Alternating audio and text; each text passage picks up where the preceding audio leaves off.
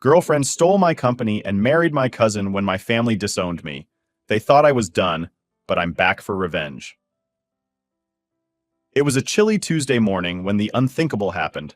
I was sitting at my desk, coffee in one hand and scrolling through emails with the other, when I stumbled upon a message that looked like every other corporate announcement, until I read the subject line, Notice of Termination.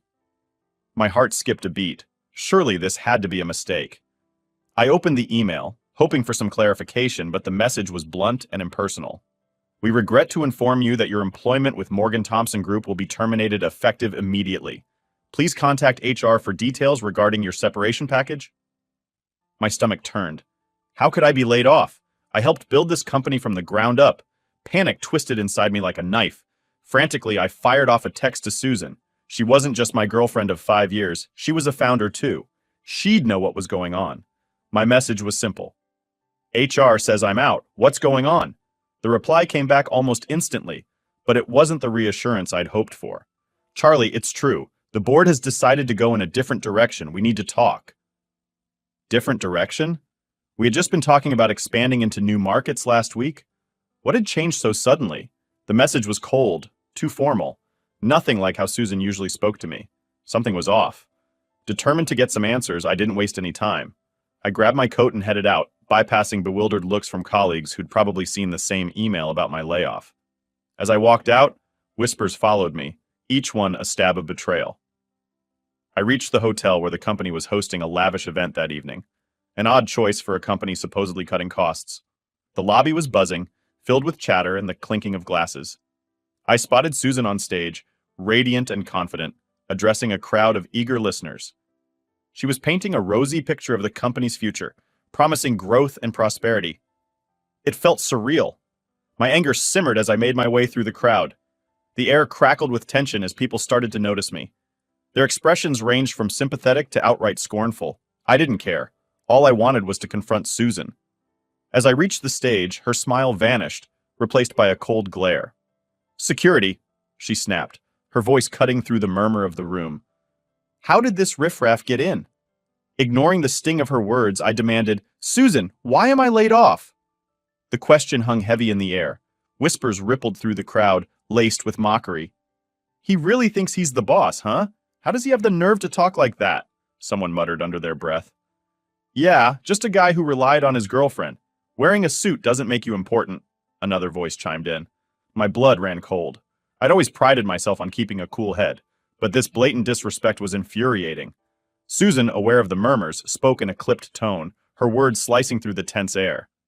That's right, Charlie. You've been fired, and you are no longer welcome here. Her voice turned steely. As we move towards an IPO, we need to streamline operations. You, unfortunately, are no longer a part of that vision. But everyone else, she continued, her voice taking on a saccharine sweetness, raises and promotions are coming your way. Cheers erupted from the crowd, a stark contrast to the icy knot forming in my stomach. Security guards, summoned by Susan, started toward me. As I was ushered out, a cowardly kick landed on my leg from behind. A woman's voice, dripping with disdain, echoed in the hallway. Just a freeloader. Good riddance. At least Susan's got brains without him weighing her down. She'll make a fortune. Outside, the winter air was a cold mirror to my own heart. Susan and I had built Morgan Thompson Group from scratch after graduation. I had poured my blood, sweat, and tears into this company. Now, because I lacked shares and held only a facade of power, I was expendable. Laid off from the company I had helped create, there was no way I was leaving without answers. The next morning, the company felt like a stranger's territory. My office, once a space that hummed with my energy, was now occupied by someone else. In the corner, a few boxes awaited me. Inside were my laptop, framed photos, and the remnants of my professional life. Pushing open the door, I found my cousin, Peyton Morgan, lounging in my chair, a smirk playing on his lips. Rough morning, Charlie? He greeted with a mocking lilt. Ignoring him, I strode towards the boxes, my eyes catching the incriminating picture frame he was toying with, the one with me and Susan. Congratulations on your eviction, he drawled, leaning back in the chair with a theatrical sigh. Or maybe I should congratulate you on your ex finding a new plaything. His words ignited a spark within me, and before I could stop myself, my fist connected with his jaw. A yelp escaped his lips, followed by a flurry of curses as he clutched his reddening face. Despite the pain, his arrogance remained intact. In fact, He seemed to think this was all I could do, now that I was desperate. Nice one, Charlie, he sneered. You've got nothing left now. Let's see how you fend with empty pockets. A cold anger settled over me. Someone with nothing to lose has nothing to fear from someone who has everything to protect, I countered, leaving him spluttering in the stolen chair. The whispers that greeted me as I walked through the corridors felt like a swarm of hungry mosquitoes. If they enjoyed gossip so much, maybe I should have fired half of them when I had the chance. I thought bitterly, storming toward Susan's office, kicking the door open with a resounding bang. Susan, startled, whirled around, her face a mask of fury. What do you think you're doing? Still think you own the place? I took a deep breath, trying to control the storm brewing within. Now was the time to start taking back what was mine. And it all started here. As I stood there in Susan's office, the anger and shock still pulsing through my veins, I realized that this was more than just a professional betrayal. It was personal. Susan's eyes were cold, a sharp contrast to the warmth they used to hold for me. It felt like I was looking at a stranger. You don't belong here anymore, Charlie, she said, her voice firm and devoid of emotion. It's best you leave now. I stormed out, my mind racing. The drive home was a blur, each mile adding to the weight of betrayal that settled like a stone in my stomach. How could Susan do this to me? How could she align with Peyton of all people? And to think, just last week, we were talking about wedding plans, about a future together. It didn't make any sense. When I got home, the solitude of my apartment was a stark reminder of the loneliness that awaited me. The walls seemed to close in, suffocating me with the reality of my situation. I was out of a job, out of a relationship, and seemingly out of options.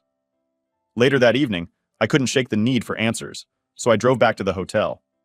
The party was over, but the cleanup crew was still there, moving through the now empty halls like ghosts. I needed to see the betrayal for myself, to understand the full scope of the treachery.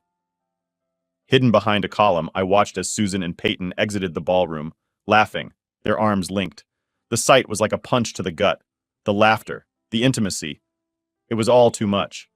They didn't notice me as they headed towards the hotel bar, their smiles too bright, their conversation too light.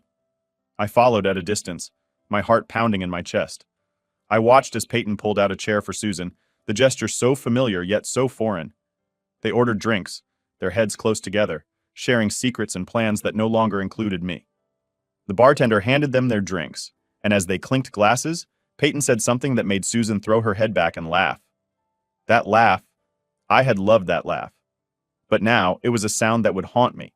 The reality of their relationship, of their betrayal, was too much to bear. I left the hotel, the images of their togetherness burning in my mind, fueling a fire of resolve within me. They thought they could crush me, leave me with nothing. They were wrong. Over the next few days, the news of my firing spread like wildfire. My phone was inundated with messages from colleagues, some expressing sympathy, others curious about the drama. Among the flood of notifications, one message stood out. It was from a former mentor, someone who had left the company a year ago due to similar shady dealings. His words were a cold comfort. The snakes show their true colors in the end. Keep your head up, Charlie. As I pondered my next moves, the reality of my situation began to sink in. Susan and Peyton were not just content with taking my job and my dignity, they were aiming for total destruction. Peyton, now officially my ex-cousin as far as I was concerned, had always been envious of my position at the company. And Susan, it seemed, had her sights set on more than just professional success. She wanted power, and Peyton was her ticket to it. The bitterness of the situation was overwhelming, but it also served as a catalyst. I was down, but not out. If they wanted a war, I would give them one, but not on their terms. I needed a plan, a way to turn the tables and come back stronger. In the midst of this turmoil, an unexpected call came.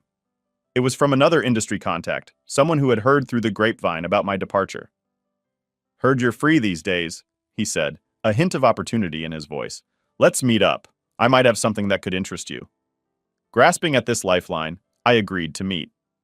Perhaps this was the break I needed, a chance to rebuild from the ashes of my former life. The meeting was set at a quiet cafe, away from the prying eyes of the corporate world. My contact, Mr. Harrison, was already there, nursing a coffee. He greeted me with a firm handshake and a sympathetic nod. "Rough deal you got there at Morgan Thompson," he began, his voice low. "But maybe it's a blessing in disguise. I'm starting a new venture, and I need someone with your expertise. Interested?" The offer was like a breath of fresh air, a chance to start anew. We talked for hours, hashing out details, planning strategies. By the end of the conversation, I had a new job, a new purpose. I was going to build something even bigger and better than what I had at Morgan Thompson. And this time, I would be in charge, with no Susans or Peytons to stab me in the back. As I left the cafe, a plan forming in my mind, I felt a renewed sense of purpose. Susan and Peyton had made a grave mistake in underestimating me. They had taken my job and tried to take my dignity, but they couldn't take my spirit or my resolve. They thought they'd crushed me, left me with nothing. They were wrong. Now, I was back to claim everything they thought they had stolen. The company, the power, the revenge. And it all started with this new opportunity, this new beginning. As the sun set over the city, casting long shadows down the bustling streets, I felt the weight of the past days lift slightly. The battle was just beginning, and I was ready. After securing a new venture that promised a fresh start, I drove back to my apartment feeling a mix of relief and unresolved anger. The streets were quiet, mirroring the turmoil inside me, a turmoil that wasn't just about losing a job or a girlfriend, but about betrayal from those I trusted most. Back at my place, the silence was deafening. The walls of the apartment, once filled with laughter and dreams, now echoed back my solitary footsteps. It was here in this empty space that the full weight of the past week's events truly hit me. I slumped onto the couch, my head in my hands, trying to wrap my mind around the swift turn my life had taken. The next morning was tough. Waking up without a job to go to, no emails to check, no meetings to attend, it was a stark reminder of my new reality. I felt adrift, like a ship without a rudder, tossed about by waves of uncertainty and frustration. I tried to keep busy, to keep the dark thoughts at bay.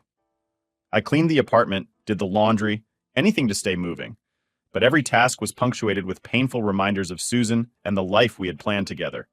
Every corner of the apartment, every item we picked out together, felt tainted.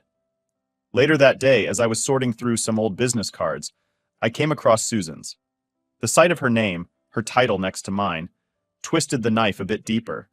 In a fit of anger, I ripped the card to shreds. It was a small petty act, but it felt good. It felt like I was taking back a little control. But anger and petty revenges didn't fill the void for long. I needed to face what had happened head on, to understand why. I needed closure. I picked up my phone several times, thumb hovering over Susan's contact, but each time I put it down again. I wasn't ready to hear her voice, not yet. That evening, I forced myself to go out for a walk, to get some air. The city was bustling around me, life moving forward unabated. Couples walked hand in hand, people laughed, the world kept turning. It felt unjust. How could everything just carry on when my world had stopped? As I walked, I passed the cafe where Susan and I had spent countless hours planning our future. The sight of it was like a punch in the gut. We used to sit by the window, laptops open, discussing strategies and dreaming big. Now, those dreams were dust. I kept walking, not really knowing where I was going. Eventually, I found myself at a small park we used to visit. I sat on a bench, the cold metal biting through my coat, and watched as a young family played nearby. A father tossed his daughter into the air, her laughter ringing through the air. It was a stark contrast to the silence of my apartment, the silence of my life now. It was there, on that cold bench, that the reality of my isolation truly sank in. I had lost more than a job and a girlfriend. I had lost my support network, my confidants, my future. The pain of that realization was overwhelming, and for the first time since this whole mess began, I let myself really feel it. The tears came then, hot and unchecked. I cried for what felt like hours, for everything I'd lost, for everything that had been taken from me. But as the tears dried and the initial wave of grief passed, a new determination filled me. I was down, but I was not out. I had been betrayed, yes, but I was still here. I was still standing, and I was angry. Angry enough to fight back. Angry enough to reclaim what was mine. I walked home with a new resolve. Susan and Peyton had tried to take everything from me, but they had underestimated my resilience. They thought they had left me with nothing, but they were wrong. I spent the next few days diving into the new opportunity Mr. Harrison had offered. It was hard, starting from scratch, but it was also invigorating. I was building something new, something mine, something that no one could take from me. After weeks of relentless work and networking, my new venture began to take shape. Each morning, I woke up with a purpose, fueled by the determination to not just rebuild, but to surpass everything I had lost. This wasn't just about a business comeback. It was about reclaiming my life and proving to everyone, especially Susan and Peyton, that I was far from beaten. I rented a small office in an unassuming building downtown. It wasn't much to look at, with its stark white walls and fluorescent lights, but it was mine. I set up my desk near the window, overlooking the busy street below, a constant reminder of the bustling world I was fighting to make a mark in again. My first major task was to solidify the team. I hired 2 interns, both fresh out of college, eager to make their mark in the tech world. Their enthusiasm was infectious, and it reminded me of myself when I first started. We spent long days and nights brainstorming, coding, and planning.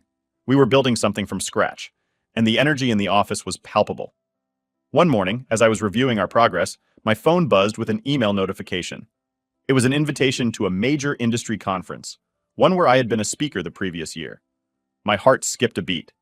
This was my chance to step back into the spotlight, to show the industry that Charlie Morgan was still a force to be reckoned with. Preparations for the conference consumed me. I worked on my presentation every night, refining my speech, making sure every slide was perfect. This was more than just a presentation. It was my public comeback, and I couldn't afford to miss the mark. The day of the conference arrived faster than I expected. As I stood backstage waiting for my turn to speak, my stomach was a knot of nerves. I peeked out at the audience, spotting several familiar faces. Industry bigwigs, former colleagues, even a few from Morgan Thompson Group. My hands trembled slightly, but I clenched them into fists, steadying myself. This was it. When my name was announced, I stepped onto the stage, the lights blindingly bright. I took a deep breath and began to speak. My voice was clear, confident. I talked about innovation, resilience, and the future of technology. With each word, I could feel the room's energy shifting. The audience's interest peaked. After the presentation, people crowded around to talk to me. Old connections were rekindled, and new ones were formed. Several attendees expressed interest in my new venture. It was exhilarating. The conference was a blur of handshakes, business cards, and promising discussions. By the end of the day, my phone was full of new contacts and potential leads. The comeback was in full swing. Back at the office, the mood was jubilant. I shared the success of the conference with my team, and we celebrated into the early hours of the morning. It felt like we were on the brink of something big, something transformative. Over the next few months, our hard work began to pay off. We secured our first major contract, a project that was not just lucrative, but also highly visible. It was the break we had been waiting for. The project was challenging, requiring all our skills and resources, but we were up for it. Every milestone we hit was a step away from my past failures and a step towards a brighter future. As our reputation grew, so did the business. We moved to a larger office, hired more staff, and began to attract attention from bigger players in the industry. It was a heady time. I often found myself working late into the night, driven by a mix of fear and excitement, fear of failing again, and excitement at what we were building. One late evening, as I was leaving the office, my phone rang. It was a number I didn't recognize.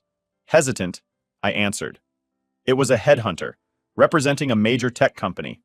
They had heard about my recent success and were interested in discussing a potential acquisition. My heart raced. This was the big leagues. We arranged to meet for coffee the next day. As I sat across from the headhunter, listening to him outline their proposal, it felt surreal. Here I was, less than a year after being betrayed and ousted from my own company, discussing multi-million-dollar deals. The meeting went well, and as I walked back to my office, I couldn't help but smile. It was a vindication of all the hard work, the long nights, the doubts, and fears. I had made it back, not just to where I had been, but to somewhere better, stronger. That night, I stood by my office window, looking out over the city. The lights twinkled below, each one a reminder of the possibilities that lay out there. I thought about Susan and Peyton, about the hurt and betrayal. They had tried to break me, but they had unwittingly forged me into something stronger. I wasn't just back, I was better than ever. And as I turned from the window, back to the plans and projects that covered my desk, I knew that this was just the beginning. The real work, the real fight was still ahead. And I was ready for it, more ready than I had ever been. The next few weeks after the meeting with the headhunter were a whirlwind of activity. Our team expanded, bringing in new talent to manage the influx of projects that had begun to pour in. With each new client and successful project, my company was cementing its reputation as a rising star in the tech industry. One morning, as I was reviewing project reports in my now much larger office, I received an email that caught me off guard. It was an invitation to an exclusive industry gala, typically reserved for the heavyweights of the tech world. The kind of event where deals were made and futures were decided over hors d'oeuvres and champagne. Being included in this was a sign that I had truly arrived back on the scene, not just as a survivor, but as a contender. As the gala approached, I prepared meticulously. This wasn't just another networking event, it was my reintroduction to the elite, many of whom had witnessed my fall.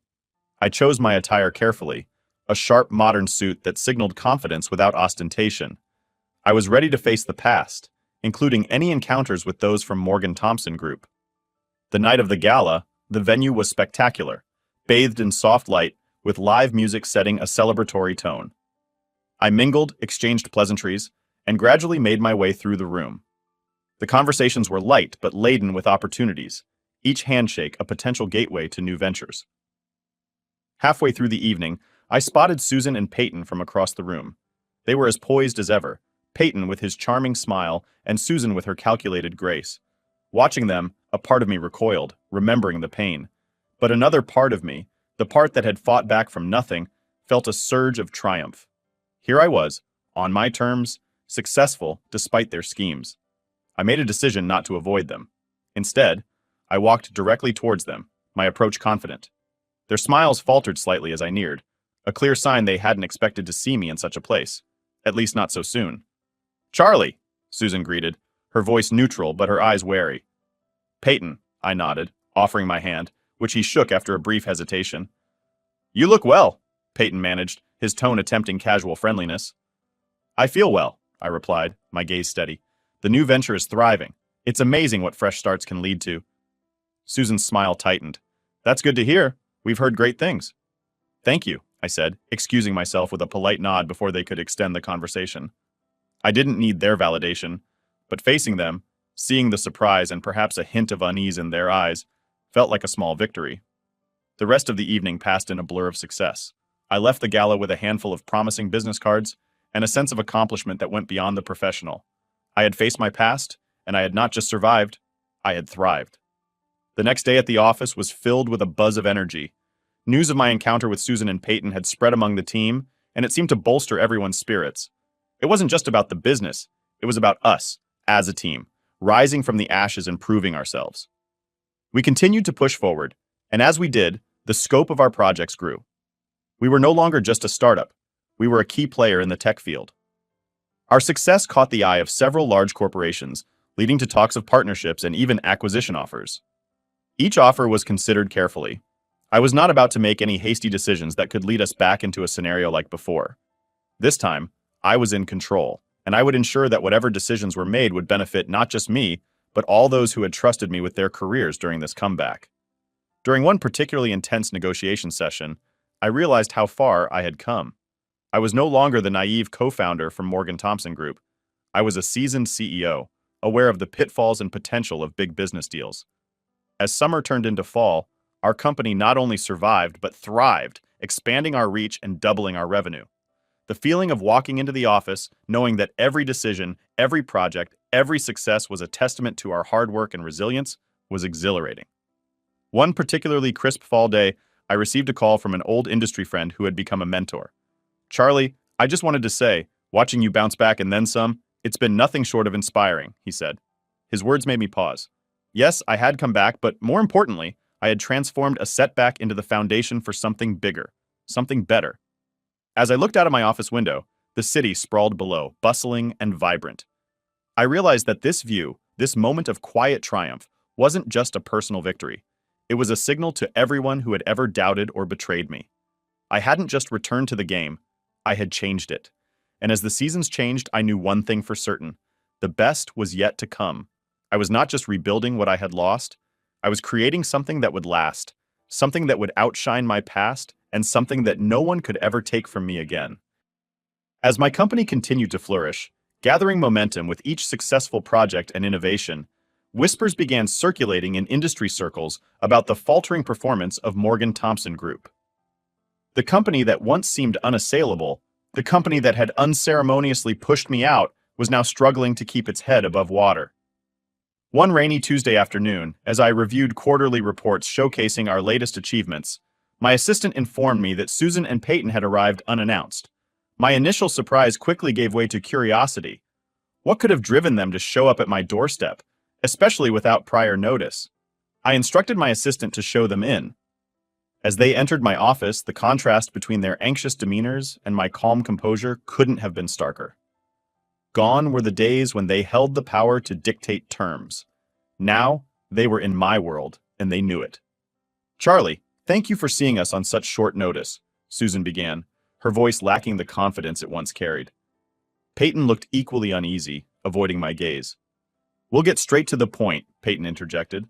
"Morgan Thompson Group is in trouble. We've hit a rough patch financially, and several of our key contracts are in jeopardy. We need your help." The irony of the situation was not lost on me. I leaned back in my chair, considering their words. Here they were, the architects of my past downfall, seeking salvation from the very person they had once discarded.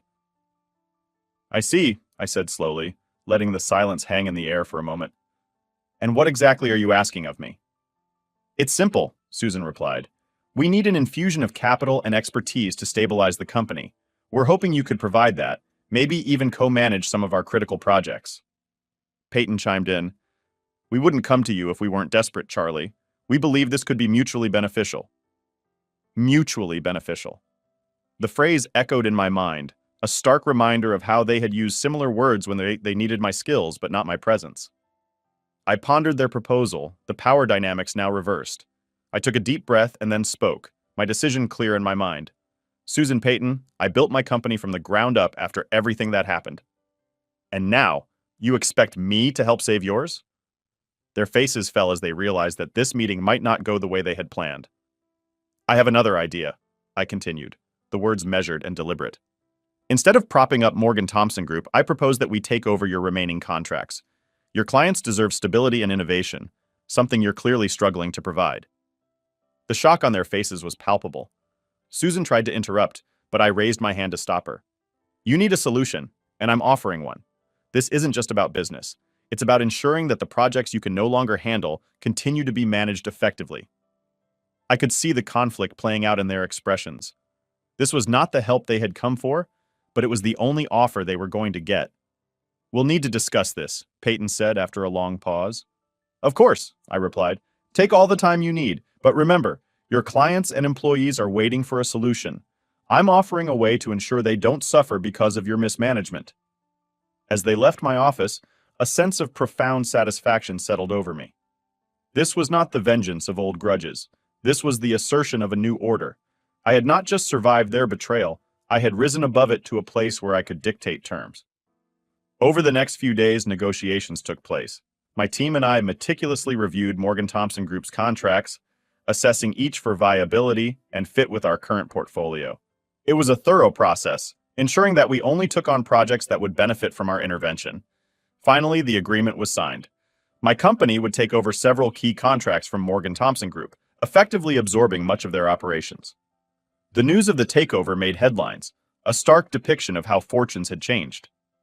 As I watched the news coverage, I felt a sense of closure. This was more than just a business maneuver. It was a symbolic end to the chapter that began with my dismissal. I had not only rebuilt my life, but had also ensured that the narrative of my career was one defined by resilience and strategic prowess. With this move, I had secured not only more business, but also a form of redemption. It was a testament to the fact that in the business world, it's not just about the falls you take, but how you choose to get back up. And now, standing at the helm of my thriving company, I knew that the best response to any setback was undeniable success.